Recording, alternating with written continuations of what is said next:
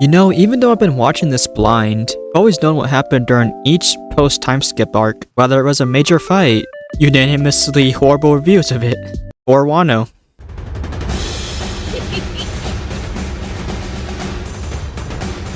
He's white! But there's always one arc that I never knew about. One with more furries. The Zou Arc. Another typical setup arc, but there's something more to it. And more than just one of the saddest deaths we've seen. I mean, that's a hard bargain. The main drive to this arc is the lore.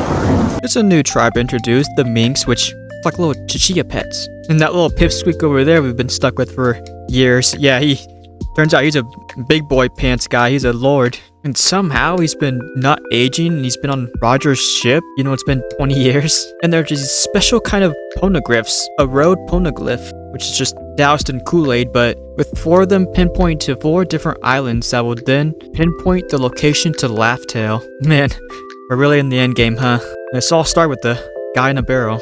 And even though it's supposed to be a setup for Whole Cake Island, it kind of also just sets up Wano more. Like the upgraded alliance they have, another new ninja, showing one of the prime generals in the Beast Pirates with Jack, who's just a big tusk mammoth. Goddamn Ice Age looking ass. And Kaido, the one who I forgot to mention during the Dressrosa arc, where back then he had one more iconic openings of him just free-falling in the sky. And the already captured kid who I forget exists half the time. And the Blackbeard pirates destroying the Revolutionary Army's base. But it's not like we completely forgot about Whole Cake Island in the setup, because the main conflict for that would be Sanji's gone. He was invited to his own wedding. Cool, I do that all the time. I get invited to my own funeral. And so we get Group B now as the retrieval team. Nami gets her own upgrade and they just jump off the island. With a couple of people with them, like Pedro in a Lola Bunny ripoff. It may seem like I skipped a lot, but it's a lot shorter compared to what we've been used to.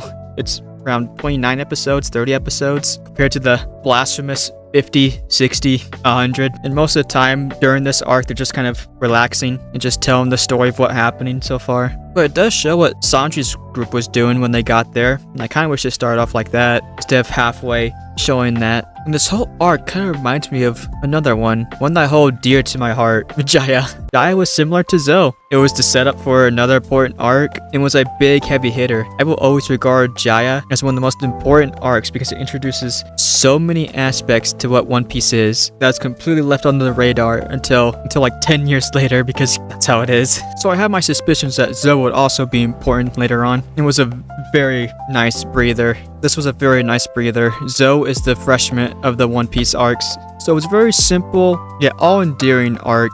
I feel like it would be ranked higher if Zoro said something very racially discarded. Thought that your race hated us humans. Race, huh?